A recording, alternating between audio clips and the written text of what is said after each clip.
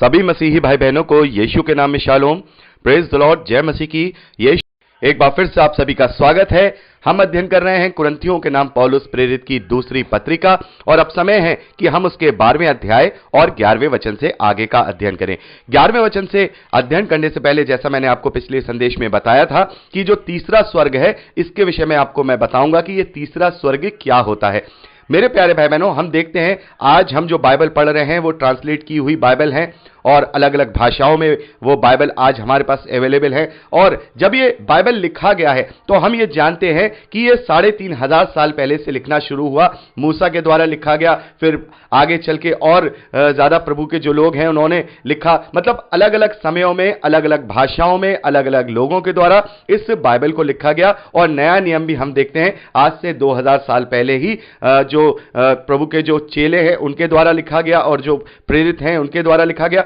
तो यहां पर हम देखते हैं उनकी जो मूल भाषा है वो, जिसने हम कह सकते हैं एंशिएंट लैंग्वेज, यानी कि जो पुरानी भाषाएं हैं जिनमें बहुत सारे शब्दों का वहां पर आविष्कार नहीं हुआ था। आज जो हमारे पास भाषा है उनमें बहुत सारे शब्द अवेलेबल हैं। यानी कि मान लीजिए आकाश गंगा का जो शब्द आज हमारे पास है, आकाश गंगा या ब्रह्मांड, हम ये सोच सकते हैं कि ये 2000 साल पहले ब्रह्मांड का या आकाश गंगा का या सोलर सिस्टम का कोई वर्ड रहा होगा, क्योंकि वो चीज वहां थी ही नहीं। तो हम देखते हैं पुराने समय में जो आकाश है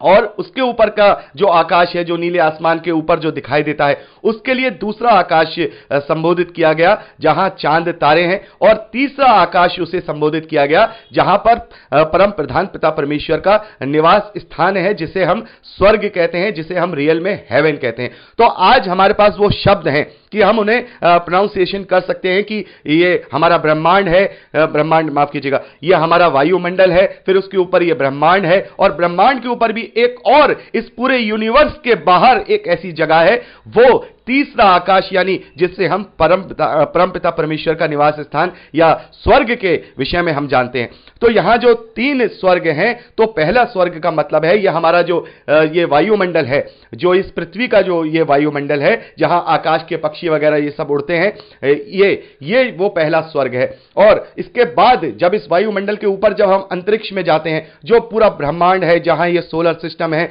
चांद सितारे, पूरी आकाश गंगाएं, जाइंट आकाश गंगाएं, सब जो ये पूरा यूनिवर्स है, पूरा जो ब्रह्मांड है, जिसमें हजारों जो है आकाश गंगाएं हैं और हजारों ग्रेट जो है आकाश गंगाएं हैं, तो वो जो है दूसरा स्वर्ग है। ये दूसरा आकाश और दूसरा स्वर्ग है। और इसके ऊपर भी, इन पूरे ब्रह्मांड के ऊपर, इस ब्रह्मांड से भी बाहर, होल ऑफ यूनिवर्स, जिसे हम ब्रह्मांड का छोर कह सकते हैं, उसके भी बाहर जो जगह है, वहां पर परम प्रधान पिता परमेश्वर का निवास स्थान यानी स्वर्ग है।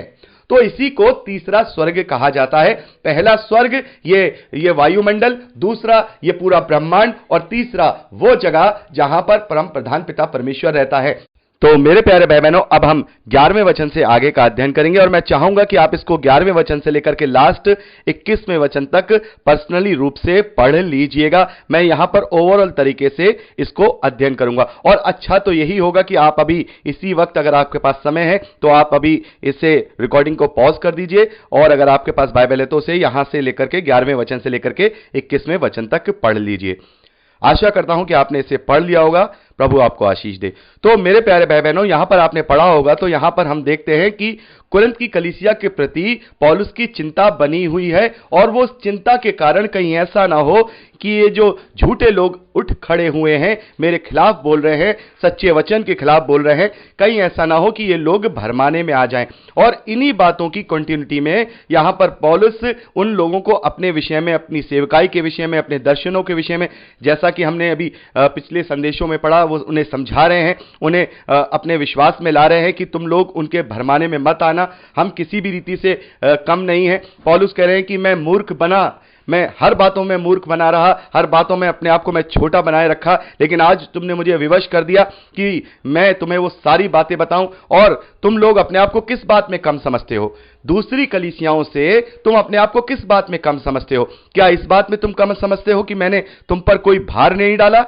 तो पौलुस यहां कह रहे हैं, तो अगर ये मैंने अन्याय तुम पे ये कर दिया है, बड़े व्यंग के तौर पे यहां पर पौलुस ने लिखा है कि अगर मैंने ये अन्याय तुम पे करा है कि मैंने तुमसे कोई दान नहीं मांगा, मैंने तुमसे कोई अपने आप को तुम पर भार नहीं बनने दिया, कोई ऑफरिंग नहीं मांगी, तो ये शायद मैंने तुम्हारे साथ अन्याय कर दिया, तो इस अन्याय के लिए तुम मुझे क्षमा कर देना। तो पौलुस यहां पर इसी तरीके से वहां पर उन्हें समझा रहे हैं, उन्हें बता रहे हैं कि तुम मेरे लिए क्या हो, मैंने निस्वार्थ रीति से तुम्हारे बीच में रहकर के प्रभु के वचन का सुसमाचार का प्रचार किया है। मैंने तुम्हें निस्वार्थ तरीके से अपने प्रेम को तुम पर ऐसे दर्शाया है कि मैंने तुम्हें आत्मिकता में बढ़ाने की पूरी कोशिश की है, और अभी में मैं चिंतित हूं कि तुम आत्मिकता में अपने आप को बढ़ाओ। और यहां पर हम देखते हैं कि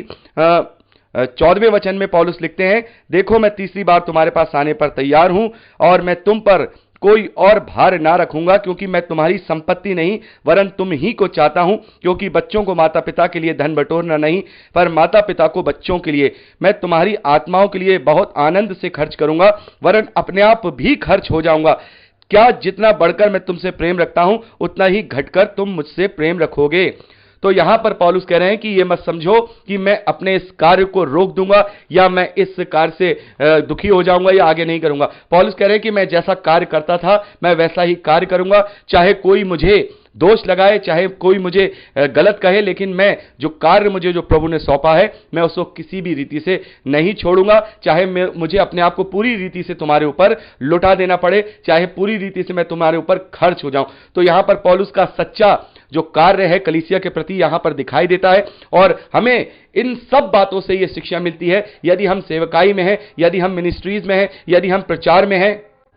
तो हमें पूरी धुन के साथ, पूरी अब मन की संपूर्णता के साथ अपने कार्य को करना है, अपनी बुलाहट को पूरा करना है, चाहे उसके लिए हमें तबाह होना पड़े, चाहे हमें उसके लिए किसी भी प्रकार से किसी क्लेश में जाना पड़े, हमें बेइज्जती को सहना पड़े, लोग हमें ताने मारे, लोग हमें गलत कहें, इन सब बातों को इग्नोर करते हुए अपनी धुन में लगे रहते हुए उस कार्य को पूरा करना है जो कार्य परमेश्वर ने हमें सौंपा है, या उस सेवक को सौंपा है जिसके द्वारा बहुत सारी आत्माओं को बचाया जा सकता है। तो मेरे प्यारे भाई बहनों, यहां पर हमने 12वें अध्याय को भी ओवरऑल तरीके से कंप्लीट कर लिया है, और मैं चाहता तो उसको एक एक वचन पढ़ के आपको डिस्क्राइब कर सकता था, लेकिन यहां पर ऐसी कोई बात नहीं है जिसको हम डिस्क्राइब करें। आप इसको पर्सनली रूप से पढ़ करके भी समझ सकते हैं, क्योंकि अभी तक हम वही बातें पढ़ते चले आ रहे हैं कि पौलुस अपनी सेवकाई को और अपने विषय में हर एक चीज को यहां डिफाइन कर रहे हैं, और जो मूल शिक्षा हमें मिलती है वो यहां पर हमने बात की है, और आप इसको पर्सनली रूप से पढ़ लीजिएगा। और 13वें अध्याय की तरफ जब हम आते हैं तो यहां पर भी हम देखते हैं ये अंतिम चेतावनी के रूप में एक छोटा सा आखिरी अध्याय है इस दूसरे कुरिन्थियों की पत्री का। यहां पर हम देखते हैं कि यहां सारी चीजें अभिवादन है और एक अंतिम चेतावनी के रूप में वहां पर कुरिन्थ की कलीसिया को वो लिख रहे हैं, और मैं ये भी चाहूंगा कि आप इस 13वें अध्याय को भी पर्सनली रूप से पढ़ लीजिएगा। यहां पे जो 5वें वचन से लेकर के हम 8वें वचन तक जो बात है उसे हम यहां डिस्क्राइब करेंगे। बाकी आप इन सभी वचनों को पर्सनली रूप से पढ़ लीजिएगा। जो पर्सनल अभिवादन है, जो बातें हैं जो कुरिन्थ की कलीसिया से कर रहे हैं, हम केवल वही बातें करेंगे जिनसे हम कुछ शिक्षा प्राप्त कर सकते हैं, या हम उनसे कुछ सीख सकते हैं। तो जब हम 13वें अध्याय उसके 5वें वचन से लेकर 8वें वचन तक पढ़ते हैं तो यहां पर पौलुस लिखते हैं, अपने आप को परखो कि विश्वास में हो कि नहीं, अपने आप को जांचो, क्या तुम अपने मन में यह नहीं जानते कि यीशु मसीह तुम में है? नहीं तो तुम जांच में निकम्मे निकले हो। पर मेरी आशा यह है कि तुम जान लोगे कि हम निकम्मे नहीं। हम अपने परमेश्वर से प्रार्थना करते हैं कि तुम कोई बुराई ना करो, इसलिए नहीं कि हम खरे दिखने पड़े, पर इसलिए कि तुम भलाई करो, चाहे हम निकम्मे ही ठहरे, क्योंकि हम सत्य के विरोध में कुछ नहीं कर सकते पर सत्य के लिए ही कर सकते हैं। तो मेरे प्यारे भाई बहनों, यहां पर पौलुस कह रहे हैं कि हमें अपने आप को जांचना है, हमें अपने आप को परखना है कि हम विश्वास में बने हुए हैं कि नहीं, हम में प्रभु यीशु मसीह मौजूद है कि नहीं, प्रभु यीशु मसीह का स्वभाव, उसका चरित्र, उसका चाल चलन मेरे और आपके अंदर मौजूद है या नहीं। हम इस बात को परखें, इस बात को हम जांचें, इस बात को हम जानें। अगर हम जानेंगे, अगर हम परखेंगे तो हम समझ जाएंगे कि हम निकम्मे हैं या फिर हम प्रभु के हैं। यहां पर पौलुस कह रहे हैं कि अपने आप को वचन के द्वारा तुम्हें जांचना है, अपने आप को तुम्हें वचन के द्वारा परखना है। और जब हम दूसरा तिमुथियुस उसका दूसरा अध्याय और उसके 15वें वचन को पढ़ते हैं तो वहां पर पौलुस ने लिखा है, अपने आप को परमेश्वर का ग्रहण योग्य और ऐसा काम करने वाला ठहराने का प्रयत्न कर जो लज्जित ना होने पाए और जो सत्य के वचन को ठीक रीति से काम में लाता हो। यहां पर पौलुस कह रहे हैं कि अपने आप को परमेश्वर का ग्रहण योग्य ठहराने का प्रयत्न करो, ऐसा काम करने वाला प्रयत्न करो जो परमेश्वर की दृष्टि में मुझे और आपको लज्जित ना होने पाए, लज्जित ना करने पाए। अपने आप को इस बात के लिए तैयार रखो, इस बात की कोशिश में लगे रहो कि जो भी हम कर रहे हैं वो परमेश्वर के ग्रहण योग्य हो और ऐसा काम करें, ऐसा काम करें इस धरती पर जिसको करने से हम परमेश्वर की दृष्टि में लज्जित ना होने पाए। और आगे वो लिखते हैं पौलुस, ये तुम तभी कर सकते हो जो सत्य के वचन को ठीक रीति से काम में लाता हो। जो सत्य के वचन को यानी कि प्रभु की शिक्षाओं को, प्रभु की बातों को, इस पवित्र शास्त्र की शिक्षाओं को, बातों को, आज्ञाओं को अपने जीवन में ठीक रीति से काम में लाता हो। ठीक रीति से हमें इस पवित्र शास्त्र को ठीक रीति से अपने जीवन में काम में लाना है। इस विषय में जब हम पढ़ते हैं, इस वचन को जब हम पढ़ते हैं तो बहुत सारी बातें इस वचन के द्वारा हमें सीखने को मिलती है कि पवित्र शास्त्र को किस किस रीति से हमें अपने जीवन में लागू करना है। क्योंकि बहुत सारी अलग अलग चीजें हम इस पवित्र शास्त्र में पाते हैं, बहुत सारी घटनाओं को देखते हैं, बहुत सारी शिक्षाओं को देखते हैं, बहुत सारी कहानियों को देखते हैं, बहुत सारी आज्ञाओं को देखते हैं, बहुत सारी पत्रियों को देखते हैं, बहुत सारे रिश्तों को देखते हैं, बहुत सारी ऐसे बातें हैं जो शैतान के द्वारा की गई हैं, बहुत सारे ऐसे पाप भी देखते हैं। तो बहुत सारी चीजों को हम यहां पर देखते हैं। तो यहां पर पौलुस कह रहे हैं कि इस पवित्र शास्त्र को सही रीति से अपने जीवन में लागू करो। इसके विषय में जब हम दूसरा तिमुथियुस का अध्ययन करेंगे तो मैं बहुत ही विस्तार से आपको इस वचन के विषय में बताऊंगा, क्योंकि यह वचन बहुत ज्यादा हमसे बात कर रहा है, बहुत ज्यादा हमसे ये बता रहा है कि हमें अपने जीवन को कैसे जीना है। तो यहां पर बहरहाल हम ये बात कर रहे हैं कि पौलुस ने जैसे कहा अभी कि अपने आप को हम परखें, अपने आप को जांचें कि हमारे अंदर विश्वास अभी भी है या नहीं, कहीं हम विश्वास में कमजोर तो नहीं हो गए हैं। हम अपने आप को परख लें कि प्रभु यीशु मसीह हमारे अंदर है या नहीं। क्योंकि यदि प्रभु यीशु मसीह का स्वभाव और उसका चरित्र, उसका चाल चलन यदि हमारे अंदर उसकी परछाई में नहीं है तो फिर हम किसी भी रीति से अपने आप को जीवित, पवित्र और परमेश्वर को भावता हुआ बलिदान करके नहीं चढ़ा सकते हैं और ना ही हम उसकी सच्ची आत्मिक सेवा कर सकते हैं। तो एक मसीही विश्वासी को निरंतर अपने आप को जांचना और परखना है वचनों के द्वारा,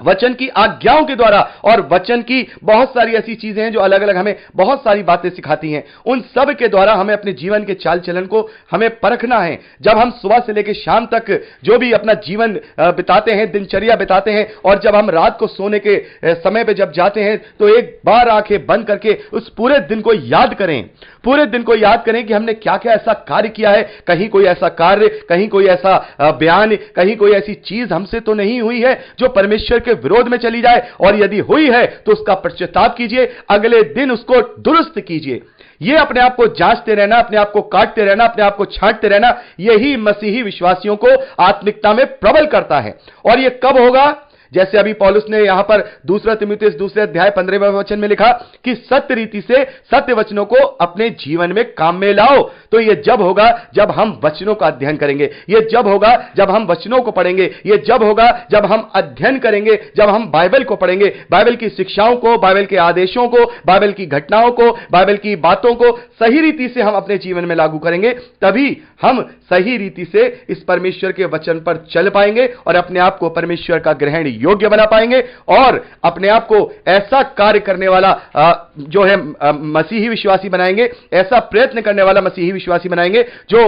अंत के दिनों में जब न्याय का दिन आएगा, जब हम यहां से उसके हुजूरी में जाएंगे तो उसकी दृष्टि में हम अपने आप को लज्जित ना पाएं। तो मेरे प्यारे भाई बहनों,